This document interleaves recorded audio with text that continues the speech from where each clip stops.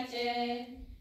Jasy nebeské, šťastia anielské, jasné, krásne, betlémske, aj Panna Již porodila, panenství neporušila. V meste Betléme, v jasliach na slávne, tam, kde hustá hora prebýva, medzi hovátkama leží, vietor fúka od dverí.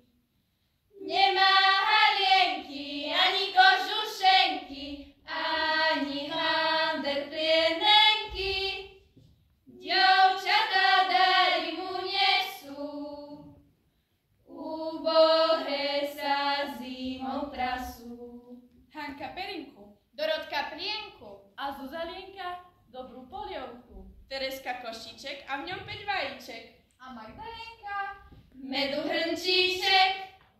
A vy ľudia, počúvajte, čo nového uslyšíte. Aniel sa nám ukázal, do Betléma ísť kázal.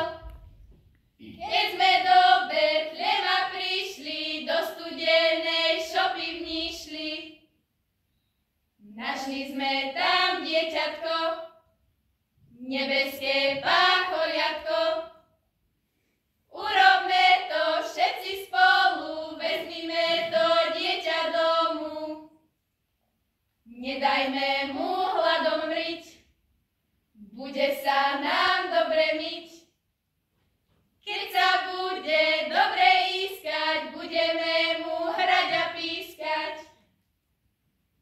A dáme mu